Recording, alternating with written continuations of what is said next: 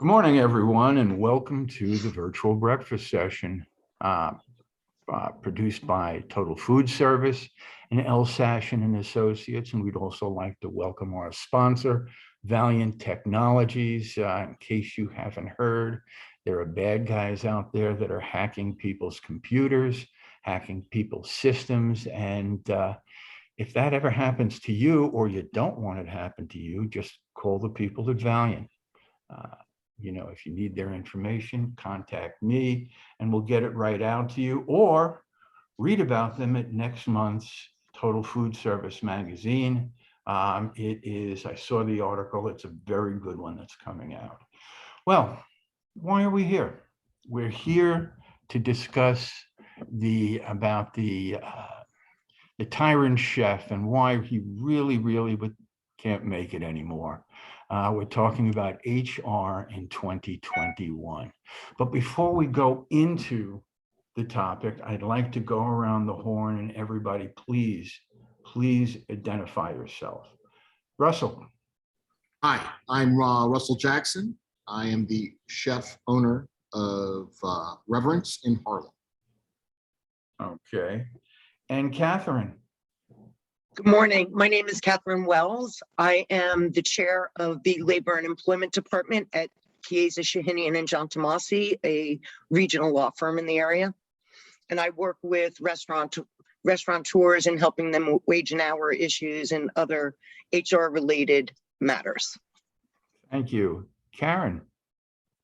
Good morning. My name is Karen DePerry, and my husband and I own a hospitality staffing company in the New York metro region by the name of HMG Plus. And I am also the president of the New York Staffing Association. Glad to be here. Thank you. Yvonne. Good morning, everyone. My name is Ivan. I'm a chef and founder of King Hospitality. We own and operate Casa Nomad and My Kitchen Forest Hills Forest Hills, an event venue. Happy to be here. Thanks. Laura. To unmute myself. I am Laura Tamayo, and I'm actually not in New York. I am in Dallas, Texas, and I'm an intercultural consultant. Thank you. Fred.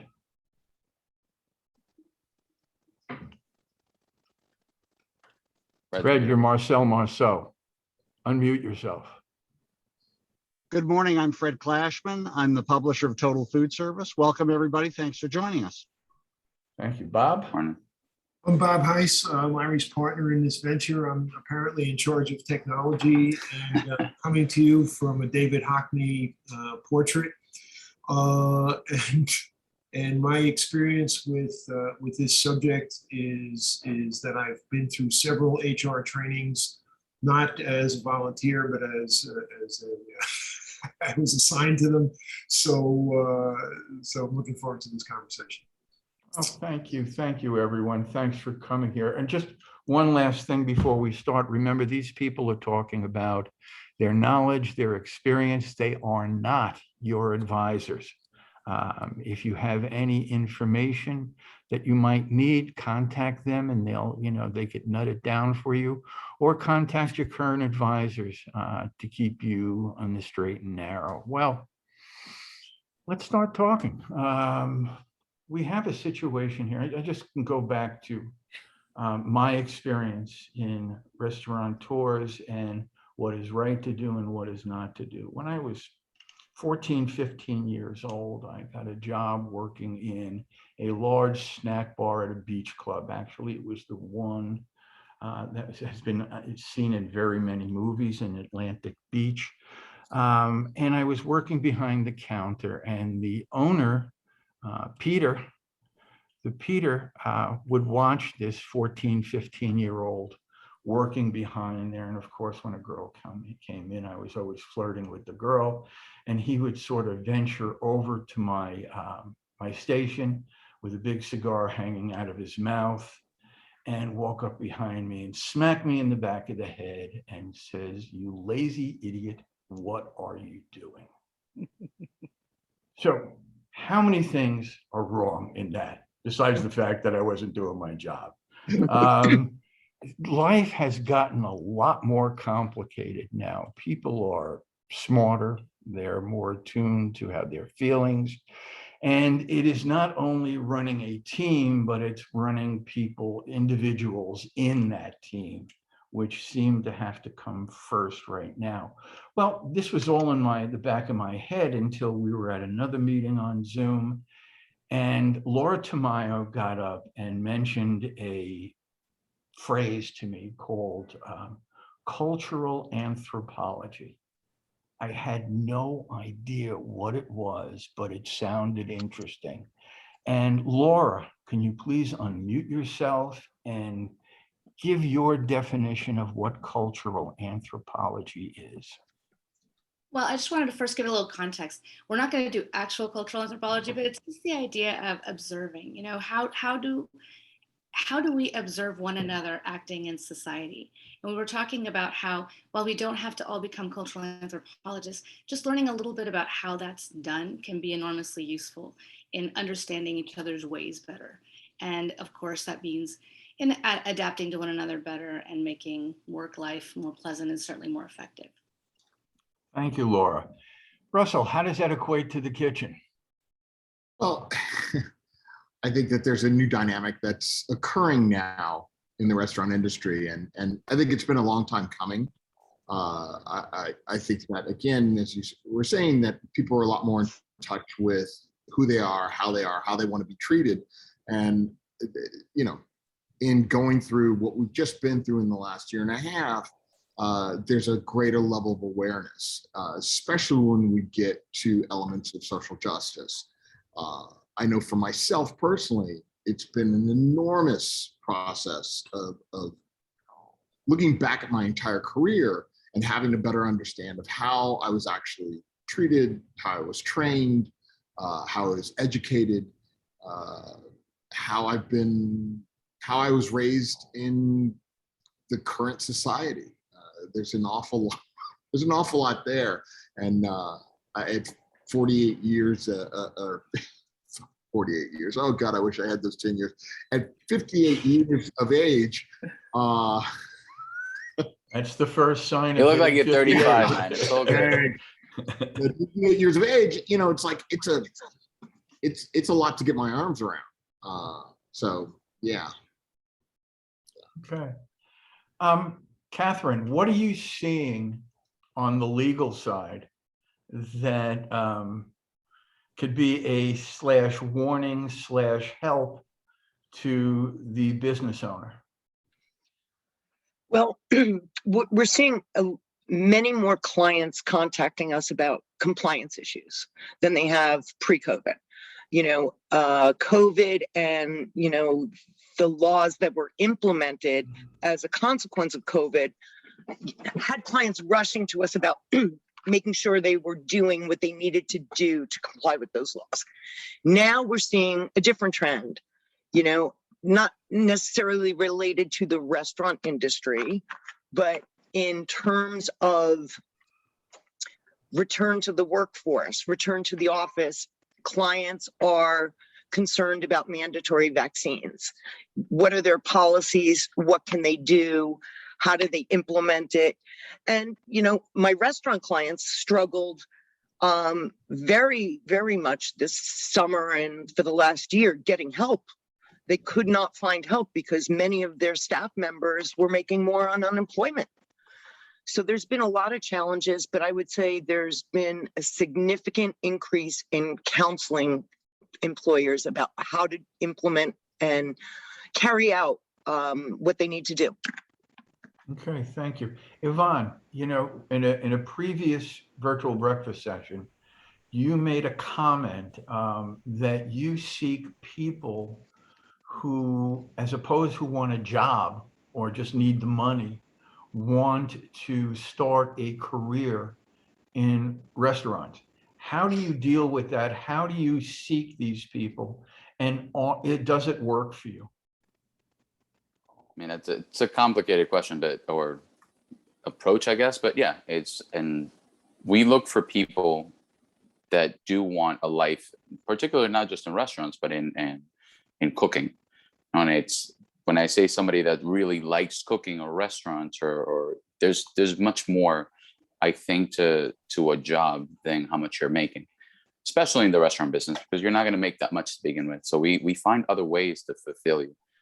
The particular case that we always encounter is younger people. Like, younger people don't necessarily have a path, and especially the restaurant business, cooking, etc. It doesn't tend to attract real academics, you know. And when you do get an academic, somebody that's super smart, they're gonna do extremely well management wise. But when it comes to the nitty gritty of like the cooking, there's different inspiration that we use to incentivize people to join us and stay with us long term. So money obviously is the case, but I found that my best employees have been the people that aren't necessarily looking for that extra dollar or that extra. They're looking for much more out of life. And a lot of that times it's just fulfillment. It's a family. It's a sense of structure. It's even just telling them, listen, you take a kid that really has very little self-confidence, and you train them to do a certain task that, you know, put up against an older person in the kitchen, and they can do it just as well, if not better. It's empowering. So we found that there's a lot other factors in employment to empower people and to make them stay longer. So again, the tyrant situation for us has never really worked. And we've always, and when I say us, I mean any kitchen that I've led. So that's my opinion. I can speak from experience. Yvonne has a serious group of leathernecks. These guys they're loyal to him. They work excessively hard for him. And I think a lot of it has to do, and even for myself, I think a lot of it has to do with the willingness to be passionate about the work, allow people to have a better understanding that it's not just widget making, but that it's an art form, that it has to come from a grounded center and a soulful intent behind why you're doing what you're doing. I mean, the restaurant business, there's an element of pain and suffering, but that goes to say that most industries have a level of pain and suffering, especially when you're talking about an artistic endeavor. I think that part of the systemic issue that we have had for so long has been the system itself morphing into something that it was never originally designed for. And I know. Or define that. Well, I think that when you look at you look back at culinary history, you look back at the restaurant business history. I'm not saying that it was perfect. It by no means was, but that there are elements of whether, let's take some of my experience in San Francisco, or even my career, my younger career in Southern California. I think that I was trained a certain way. Again, I'm 58 years old. I've been cooking professionally for over 40 years now. I was trained a certain way, and it was an old school way. Yeah, there was a lot of brutality. There was a lot of physical and emotional abuse. So how do you do that now that the world has changed? I think that you have to be. I think you have to be more loving. I think that you have to be. I think that you have to, again, not rule by fear, but rule by inspiration. Okay. And by giving people, by it's like the way I work with my staff is I deal with you as a professional first and foremost. You know, I give you the resources and the tools that you need. I give you all the access and information that you need to be capable of doing your job. I cannot teach you to have willingness or drive. That's, you know, I can inspire you. I can get you pumped up for a little short period of time, but I can't make you want to come to work every day. I can't make you want to actually do the job. But while you're in it, I'm going to give you 110% of myself and 110% of all of the resources that I can bring to bear to make your job efficient, easy, and productive and fruitful. Thank you. Thank you. And that's my job. my greatest resource in this restaurant is my staff. And I don't take that for granted. I cannot pay them what I wish I could pay them, because there is a mathematics component. There is a rationale to that has to be in place for the survival of this business. But I give them the ultimate amount of financial resource that I can, and then What about the psychological side? That's what we're talking about here. I am daddy. People say, well, I have a 2.5-year-old son, and he is my first and only child, who I dearly love. And a lot of the inspiration behind why we work so hard here. And when people ask a lot of times, well, do you have other children? Because my son's been written about in different newspaper articles and stories that have come out in the last year about me. And I especially in respect to the Aspen Institute work that I've done in the COVID protocols that we helped to create. People ask me, well, do you have other children? And I say, yeah. I point to my staff. I say, I have these 3 knuckleheads behind here, and I got one at home in bed. And because it's not just because I'm older and because I'm more experienced. It's because I give a shit. I care. I care about what happens to them, not just beyond the door of this building, but how they're accomplishing goals in their lives. I mean, we have investment education here. We have, it's like I'm thinking about their long-term career. It's like I don't want people coming here to work to make a buck or to put this restaurant's name on their resume. I look for people that, whether they're here for 6 months, a year, 5 years, 10 years, that in essence they're learning to become a restaurateur, a chef. That they're learning more than just one task. That again, you have to look at it as a much larger, complete picture, and you have to be willing to give them those elements of the job to actually achieve. It's not rocket science. It's kind of simple to do. You can't look down on the people that are there as a major part of your business. Okay, let me stop you there. Karen, now you are the person that helps these guys find who they need. What is the process? How do you prepare people to meet a Chef Jackson or Yvonne? How do you find people? How do you screen people? How do you train people for that first interview? Great question. I mean, my husband and I have been doing staffing for over 20 years. And when we first got started, everybody was kind of like a freelancer, 1099er. And it was really a matter of finding people with great personalities. And they would work not only for us, but for other companies as well. And over the years, we found that it wasn't the best model because we technically, with freelancers, couldn't train. So many years ago, I think it was back in 2005, we completely changed our business model, put everybody kind of on the W-2 situation, and spent a lot more focus and energy and time on training. And that actually morphed into us creating a front of house training company called the Academy for Hospitality Arts.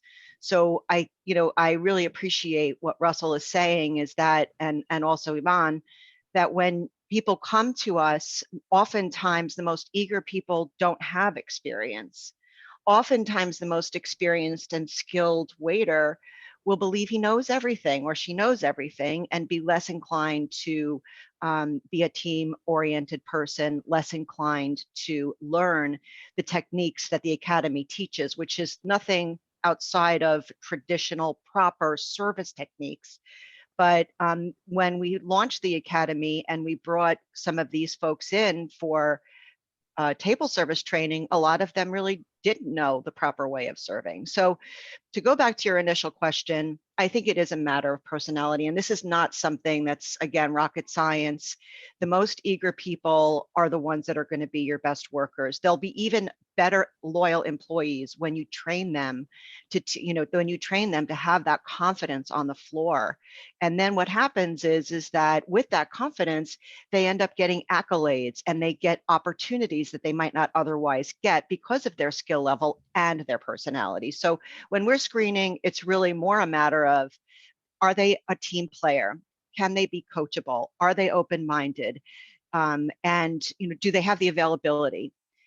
Once that pre-screen is done, then we actually send them an assessment primer. So it's a video. It's something that they watch, and it shows them proper table service. It shows them a lot of the techniques that we're going to be assessing them on. Once they do that, they're brought in for an assessment. This is basically drills. The Academy is doing an assessment on behalf of HMG Plus to greenlight these employees. Once they watch the LMS, they know what's expected of them, and they come in. And in that case, it's really a matter of, are they a team player? Can they follow direction? Because the techniques are pretty simple once you train them, but it's a matter of, can they work together as a team, and do they have the right personality to be in this business? Once someone is onboarded, then it's really a large percentage of it is kind of up to the client in terms of the environment, because we have hundreds of clients, and a server might go to, we just had an off-premise event this weekend. It was horrendous. There were issues with loading, the staff had to lug things in the dark. I mean, this is the kind of thing that just can't happen anymore. Caterers and restaurants need to understand that people that come to service an event are not superhuman. They're human beings, and they're not going to take another job with X, Y, and Z caterer if they're treated like a donkey going through, a big mountain range. I mean, yeah, it's just not going to happen anymore. So clients need to realize that staff have the opportunity to say, no, I'd prefer not to go there. In that case, where are staff looking to go? Places that engage them, places that understand they need maybe not a peanut butter and jelly if they're going to be off site for 12 hours and not able to grab something to eat. It's really just a matter of making sure that people understand that you have to treat servers like humans, that you can't treat them like cattle. You can't treat them like, and we have done our share of events where I am horrified at the feedback we receive from the staff, where the event planner berates them while they're waiting in line to grab the dinner entrees. How are they supposed to walk out with a smile when they're being berated?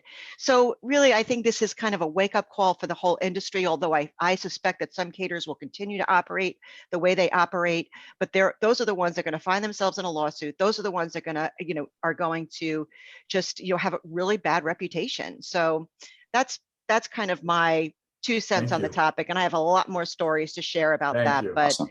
treat people nicely. It'll go a long way. Amen. I just want to share something with the group, and then I want to go to Bob with a question. A few years back, Bob and I were called in by a local caterer. It's a beautiful venue and specializes in middle of the road type catering, not the poorest, not the richest. And he cranks out weddings and parties and stuff like that. He called us in. He said he's having problems with his staff, and he wanted us to do sales training and do a training for the staff. So Bob and I went in and we sat for about an hour with the caterer. And then we sat, about 2 hours with the staff. And then we went back to the caterer and spoke to him. And we made a proposition to the caterer. We said, sure, we can do this in the amount of money that you have set aside, but there is something that has to be done first. And he looked at us quizzically, and we said, we have to train you. And he goes, what do you mean? I've been in this business now and he's been in the business since he's past puberty. And, he knew how a business had to be run, and he knew, and he knew, and he knew. And he just wondered why people didn't follow his orders. And Bob and we went back and forth for about a half hour. And then Bob and I left, we spoke about it. We called him up and said, we can't do the job. And he said, why? You said you were capable. Yeah, but when we train them, you will untrain them in about 30 minutes. And so maybe it isn't the staff that's the problem. Maybe we have to start looking at the management who knows what they're doing, who's done it forever. Bob, I know you've been involved in training groups like this. What's the procedure? How do you broach this with management? Well, I have had my hand raised for a while now, and the case for what I wanted to say is getting built by everybody on the call. So everybody's saying and emphasizing what I wanted to say. I learned early on in my career that, and please excuse this phrase, but this is really the truth. Shit flows downhill, right? And the tone that you set, the tone that the owner sets, it becomes the culture of the company. That's what all of you were saying. And I can't emphasize that enough. So the problem is not the chefs or the staff. The problem is not the servers. The problem is the owners and whoever's setting the tone. If you abuse people, then they're going to abuse who's below them and so forth down the line. So setting that culture and you know, Yvonne, what I hear you saying, and Russell and Karen, man, that is so right on. That it's just, and this is from all businesses everywhere. Now, there's one thing in particular in restaurant business that I noticed that exacerbates this issue, and that is a lot of you have been talking about the management staff, the chefs, the various department managers, and how they need to be treated in a nice way. Yes, they do. But a lot of the problems bubble up from the servers, the hosts, the staff that are not necessarily on a career path. They are in some regards not very well paid. And heretofore, before COVID, there were a lot of jobs, so they could pretty much do whatever they wanted to do. And if it didn't work out, they moved across the street, down the block, someplace else, and were able to cover their needs. So there were no real repercussions for bad behavior. That is now exacerbated because there is really a dearth of workers, and they can really now get a job wherever they want. So that becomes an even bigger issue, and enables them, if they're unfettered, to get away with the bad behavior. So the onus becomes even heavier on leadership to create that culture. So that's my thought. It's all about the tone that you own set. Okay, thank you, Bob. Thank you. Harry, if I may. I was looking to you next anyway. So, I totally agree with everyone with respect to the importance and critical nature of culture. And culture, developing that family type of environment, that supportive environment is critical in any business, but also in the restaurant industry. What I see, and it's not necessarily just as a consequence of COVID, it's pre-COVID, is those restaurant owners that develop and work carefully and closely with their staff, retain staff, which is something Bob mentioned, but also they're not subject to lawsuits, right? One of the things, one part of my practice is wage and hour litigation. And most of my wage and hour litigation is in New York City, you know, because I'm in both New York and New Jersey. And it's often restaurant owners taking the tip credit, the 80-20 rule, not making sure that people are doing what if they're a server, how much of the work is not serving? Are they tipping out the wrong, front of the house, some of the back of the New house? York is broken. New York's laws, labor laws, especially all this nonsense with the tip credit and all of that, is beyond broken. They need to enact, and they got it on. It's been sitting on the governor's desk for over a year now. They need to enact one fair wage. They need to pass it as a legislation to allow business people to be able to effectively pay their staffs front and back of the house without going through all of this calculus every day and trying to determine what somebody is actually doing and what they should actually get paid for, and what splinter of this and that. We're in essence allowing it to roll downhill to the point where our lowest paid earners are fighting with each other over scraps.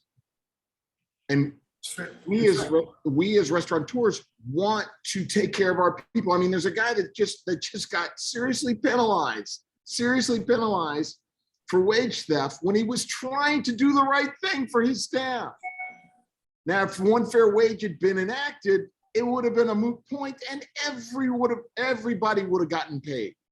It's unbelievable. It's unbelievable that there's literally no rational thinking about this. And once again, it is a distinct failure of our city, state, and federal government failing us to do the right thing.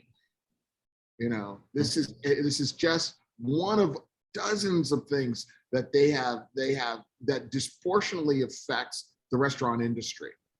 Okay.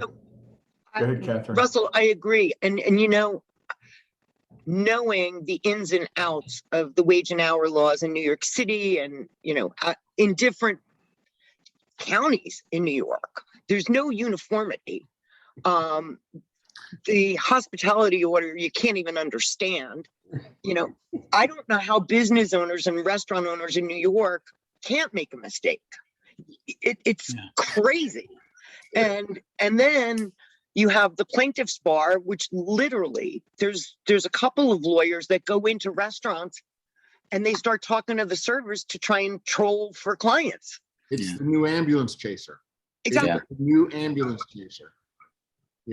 I like it. It is like walking through a minefield.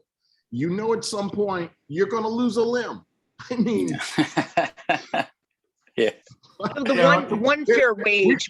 We can't do anything but joke about it because it is so incredibly bad. Legislation comes out, the state says one thing, the city says another, somebody else says something else, and then some guy comes around who's not even actually authorized to really legally do it and writes you tickets.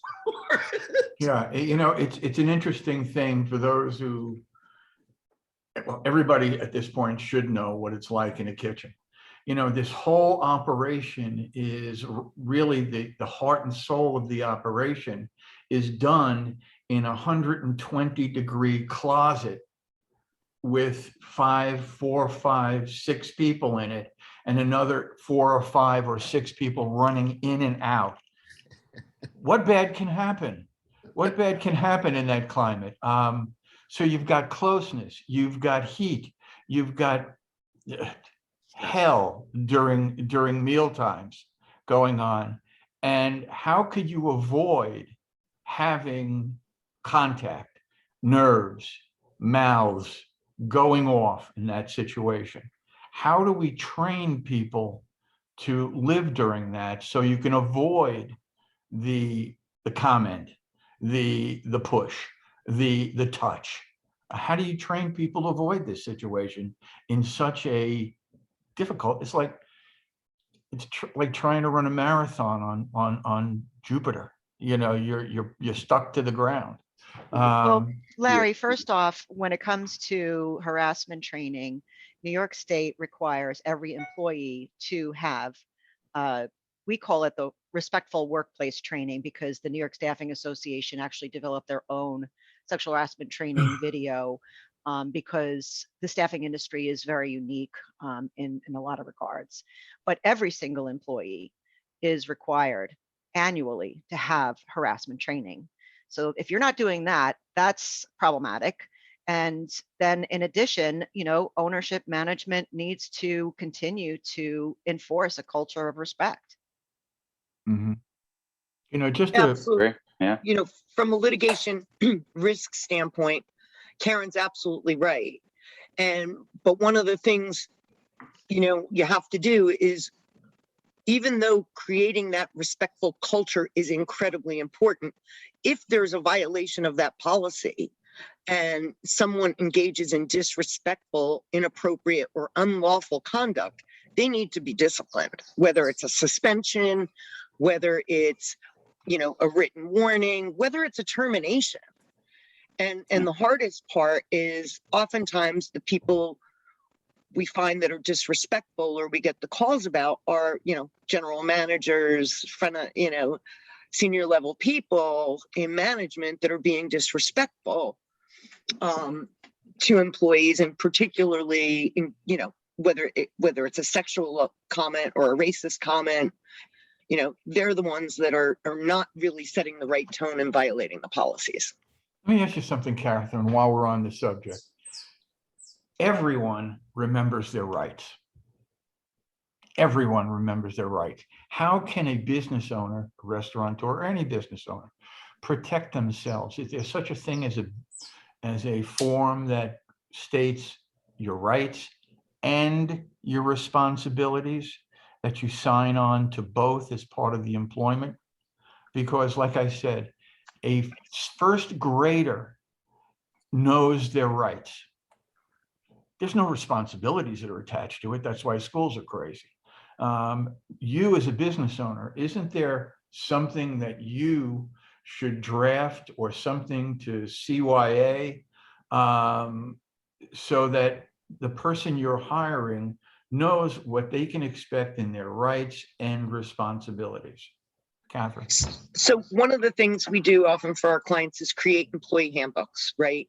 Which outlines what the restaurant owner's policies are. It could deal with tip sharing, tip pooling. It would certainly have New York's sex harassment policy, which is like 10 pages. We'd encourage you to engage in the training. And then we work with business owners, right? When they have a question, whether it's somebody engaged in inappropriate conduct, how do I address this? That's, I'm on speed dial for those clients, and they'll call us and say, this happened, how do I address it? What do you recommend?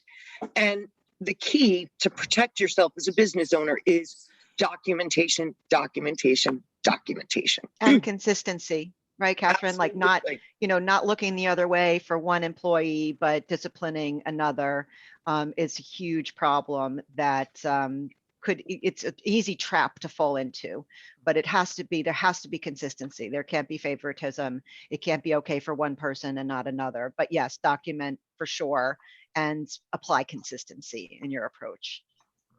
Bob. I think unfortunately for restaurateurs, another salient point is trying to stay informed.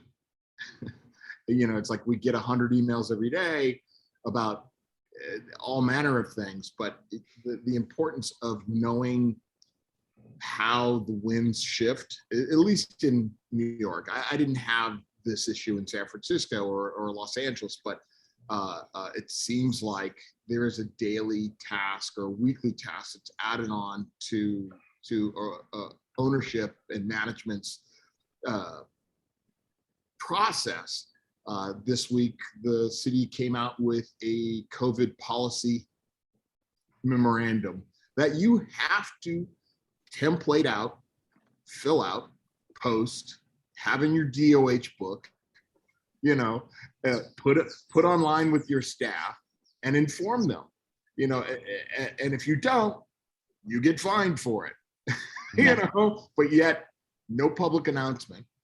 No, it's like, it just happened to be, I was just scouring through something to make sure that I was being diligent about stuff and happened to stumble across it. Wow. But yet I'll guarantee you somebody will show up here in a week looking for it. Yeah, Yeah. let me go back to a couple things here. Number one, you mentioned the manual, the employee manual. How many people do you come across that have an employee manual from 2007? Things have changed a bit. Things have changed a bit. You know, one of the things we've discussed this with companies. Yeah, I got an employee manual. I got an employee manual. Look at it. It's 2012. Has the world changed since 2012? You know, it's something that should be looked at least once a year, maybe more. I know that Bob had his hand raised from something from the audience. Go ahead, Bob. It's not from the audience, it's actually from me. Oh, okay, forget it.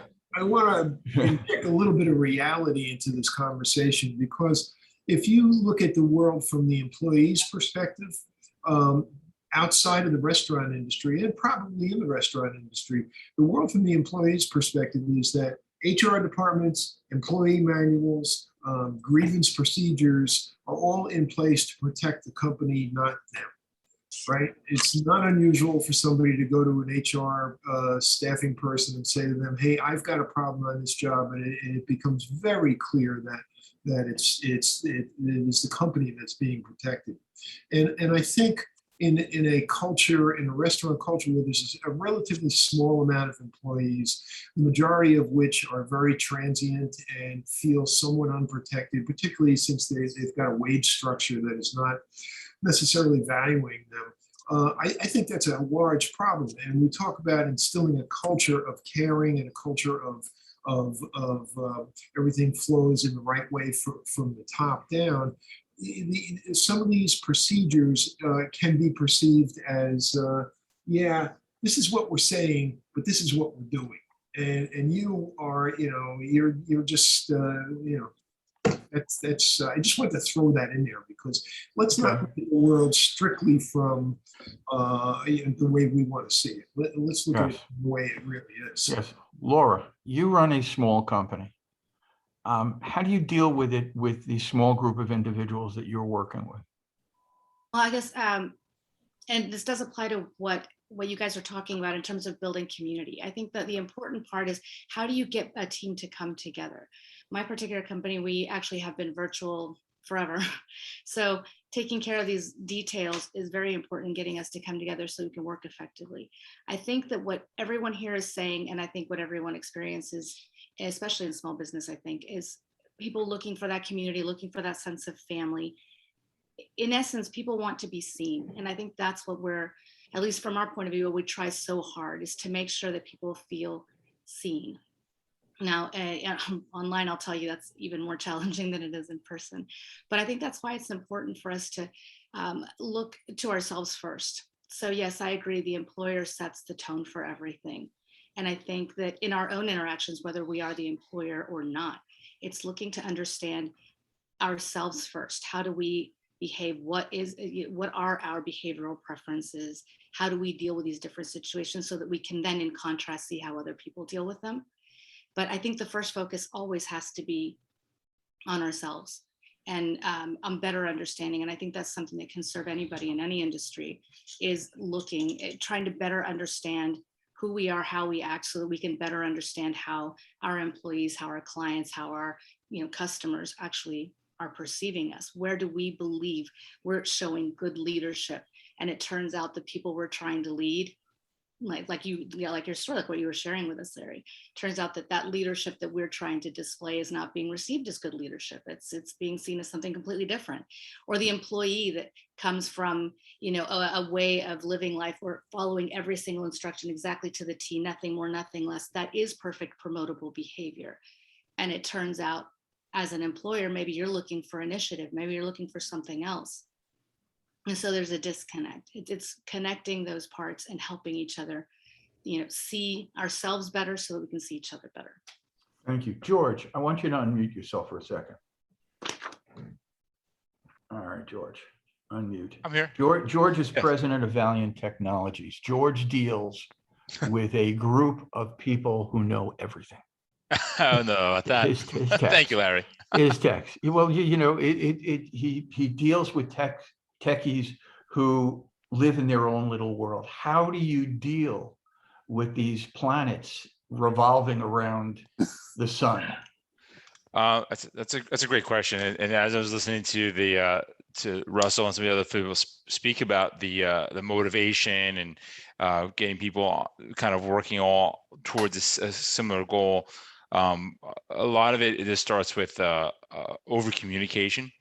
We really talk. We since the pandemic, particularly, we implemented a very robust communication plan inside the company where we have a monthly kind of like all staffs, and then we have these small, we laugh like call them small staffs where we get people kind of all on the same page. But really, one of the things that we've worked on, go back to more the training with some of the other folks. I think Karen was saying. We're working on a pretty robust training plan to bring people in at very low level, entry level jobs and move them through. We found that was our best plan, and just really giving them a bit of training, and the other thing that we found was really important was a share of voice, and to echo some other folks saying, the technical work is much like the kitchen. It's service, but we're also creating something. We're doing things. So what we found really was that if people can stop, can have an input on what they're working on, it really helps. We have a rule in our company. We call it our challenger rule, where an engineer can stop a project or stop an issue when they see it with no repercussions. I think that's one of the most important, is a no repercussion environment. So that if something's wrong, like I always tell my team, I have a team of about 30. I may not always like the bad news or the bad feedback, but man, I'd rather hear about it than find out about it. So that's sort of that's how we do it to some degree. But it's complicated. It's culture, it's direction, it's leadership. Thank you, George. Larry, I'd like Karen. to just comment off of that. And one thing we had implemented several years ago and still use it today in numerous forms is a feedback form. So when our staff submits time, there's a link and they can provide feedback, positive as well as whatever feedback they want to. And we take those feedback forms extremely seriously. And you'd be amazed at the types of feedback that you would get. And it's quite alarming, because you have to remember too, in my business, I'm not at these locations. Staff are going to multiple, numerous locations. So it's really important for us to have eyes on everything.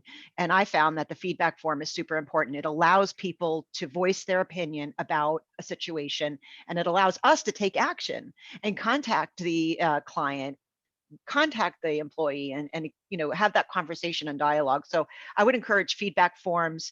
They're really easy to do nowadays. We use a platform called FormStack. It's super easy to use and develop and deploy. Okay, thank you. Joyce Appleman, please unmute yourself, because I know I can't see you because you're blacked out, but I know as an educator, you must be bouncing up and down with something to say about this. Talk about education, please.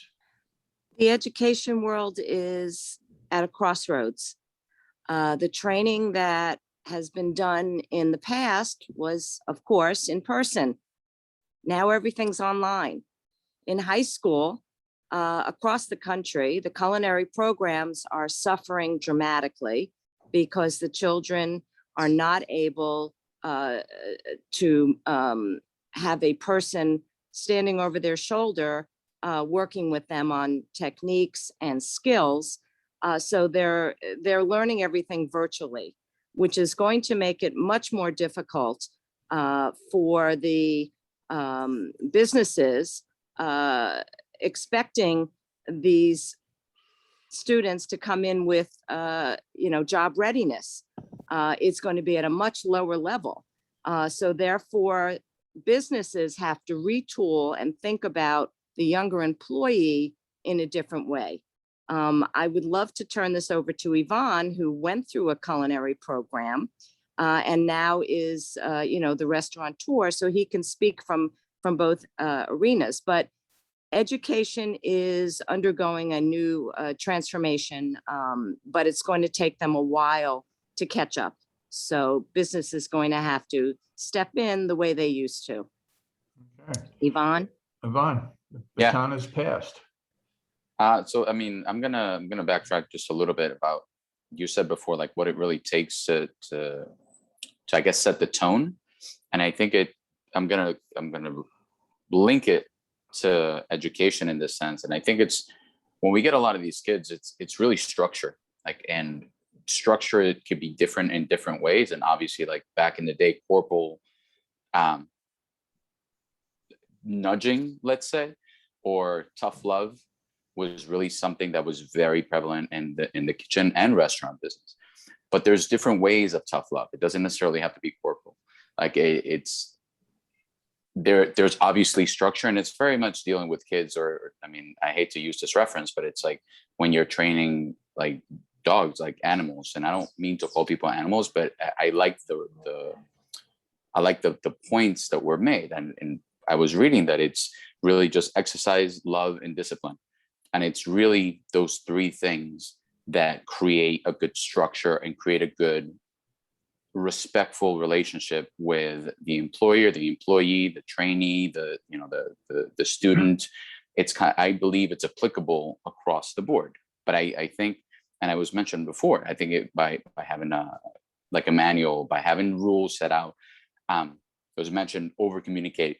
Like, you really need to be able to set the structure. You say, that you set the rules, and you make sure you're very vocal about, this is what is expected of everyone on the team. This is what will not be tolerated. And then it's just sticking to them. As long as everybody knows the rules, and they know that everybody is on the same page about what needs to be accomplished and what needs to be done, you can hold people accountable. And I found that in my experience, it's not even sometimes me that ends up holding people accountable. It's each other that holds everybody else accountable. And it's a sense of respect for the work, a respect for like, we had a poster, or we still have a poster on every restaurant that we open. And it starts with respect yourself. Like, you have to respect yourself, respect each other, respect the work, respect your time. Right. It's called team building instead of staff building. Exactly. And then it's been very much my experience to the greatest joy is when you know that you set the structure and you hire the right people, and then those people end up just continuing that same, like, they hold each other accountable. They don't allow for the certain behavior to happen, and they're able to you don't have to police them anymore. And that, to me, has been the greatest.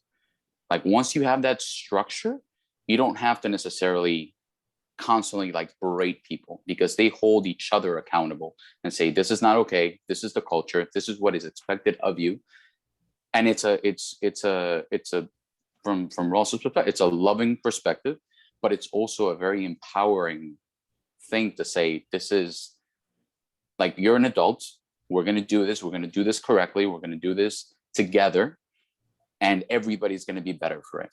Thank you, Yvonne. Thank you. Bob, one last comment, and then we have to go around the horn because it's almost that time. I'm going to flip it over. I want you to unmute. Mike Gansel sent me a really good question, and rather than read it, he should just ask. Mike, ask the question. Or make a comment. Well, I've made a few comments. Well, the thing that I'm not sure that we really covered is how much urgency is involved in the restaurant world. And so, I mean, you've got demanding customers. Everybody wants to be served immediately. And you've got chefs and business owners have such limited time, because restaurants almost seem to be a 24/7 type of situation. And then you have what we call the formal organization and the informal organization. So, I would just think that the restaurant world is so different, even that different from George's technology business. And so I'm not sure that we covered how difficult it really is for an owner to adhere to the rules and to really work with people with patience and understanding when there's so much hitting them at the same time. So I just wanted to kind of, and maybe just one more thing, maybe it's worth another session to continue to cover this, to really get a little even more into the subject. Can you do that in 1 minute, or should we do another session? Any comment to that, Russell? Yeah, I think it's another session. Okay. I think that this is Yeah. Okay, yeah, it's, there's no 1 minute, I'm sorry, Mike, that we hit you at the end, but there's no 1 minute answer to that. No, I To didn't want a me- 1 minute answer. I'm the one who's suggesting that. Yes, yes. Yeah. Let me just explain one thing, and it, my analogies work strangely, but it's sort of like knife skills. It's sort of like knife skills. When you first start, there's a lot of cuts and bruises that go on. You're using that knife the way they show you how to do it, and you nick yourself and you cut yourself. But if you do good habits, if you practice good habits, eventually your two hands and your eyes become a machine, and it bang, bang, bang, bang, bang, bang, bang, bang, bang, bang, and things get cut beside your fingers. So, yes, great question, Mike. We may do another one just on the stress in the restaurant. And I think it's a good suggestion, but we have to go around the room now to give last takeaways, what you want people to say in 15 seconds or so, what you want people to think, something they should take away from this conversation. Russell. Well, I think as much as anything, people have to take a step back and be willing to look beyond themselves and think of the bigger picture. I think that there is an enormous amount of change that has to continue to occur. I think that it's on both sides of the issues. And I think having a dialogue to start is probably going to be one of the best places. Times have changed. And, Yes, they have. And for so many different reasons. And I think that it's not, again, like a lot of it, it's not political. It's not us against them. In the reality of all of this, we're all in this together, and that we can have a better work environment. We can have a better industry if we choose to. That's the bottom line. I say this over and over and over, and I've been saying this for a year and a half now. We watched our entire industry implode in a matter of 2 weeks when COVID struck. And we continue today to struggle with it because of the house of cards, the foundation that it was built on. Yeah, I'm going to have to cut you short because we have to go around the horn here. Okay. Karen. As the president of the New York Staffing Association, I truly appreciate everybody's time and for being here, but I would strongly recommend stay involved in your associations, the New York State Restaurant Association, New York City Hospitality Alliance, be an advocate for your industry and keep a positive attitude. Hospitality will come back. And I'm saying that for myself as well. Thanks for having me, Larry. Yvonne, thank you. Yeah, I mean, just to resonate what Russell said, like it's been really tough for restaurants and the hospitality business. Most businesses continue to struggle, but listen, this is what we love. And I think the more informed that you are, the better you'll be. So again, to echo what everybody has said, just stay connected, learn the rules, and lean on the people that especially calls like this are super informative. And just meeting everybody on this call, I would love to, I'll follow up if I have any questions. I think that the network that you're able to create around you just empowers you to kind of succeed. Thank you, Yvonne. Catherine. I agree with what everybody says about culture, but I'm looking at it from a total risk management standpoint, because I see the cost of litigation and how exorbitant it is. And so my goal in working with clients is ensuring compliance. And as Karen said, compliance also includes consistency with how you treat your workers. So, I try and encourage people, clients and restaurateurs, to put in place those practices, those policies. Make sure you have the right insurance to protect you if you are sued. I mean, there's so much that you can do to minimize your risk, and that's my goal for clients. Thank you. Thank you, Catherine. Laura. In the spirit of thinking about this in the big picture, then I think definitely focusing on building relationships, building up our relationships, because that's what creates trust, trust in the system, trust in each other. And once again, then you don't have to police everything, right? It becomes a lot more self-monitoring when we feel like we're seen, we see each other, we trust each other, we understand each other, so we help one another along the way. Thank you, Laura. Bob? The tone is set from the top. Culture it comes from the leadership. And remember to see the world also from your employees' perspective. That's really the ultimate. Okay. One last quote. I read something written by Sir Kenneth Branagh, who I think runs a pretty good organization. He says, train all your employees so they can leave you and get good jobs. And then treat them fairly enough so they want to stay. And, you know, I can't say it any better than that. I want to thank everyone for coming. I want to thank everyone for sharing their thoughts, their comments, just sharing themselves with the group. And, you know, we always come here to inform, but every single time we come here, we learn. And that's the goal of these sessions. We're going to take a few weeks off, and we'll be back after the Jewish holidays. And I think we might have to give Mike a credit on this one. I think I know what we're going to be doing the next time. So We'll make his head too big. it won't. It's good. It's a good picture because it's only about a ½ inch in my screen. And I'll just thank say you for one coming. thing. Has Yes. anybody ever had a knife thrown at them by a chef? I have. And he was in the dining room. Yes, and so Russell and I know what that's like. Take care. All right, everybody, listen. Thank you, just Larry. two things. Bye-bye. Thank you. Thank Stay you. positive. Stay well. And test negative. Bye Thanks. now. Bye-bye.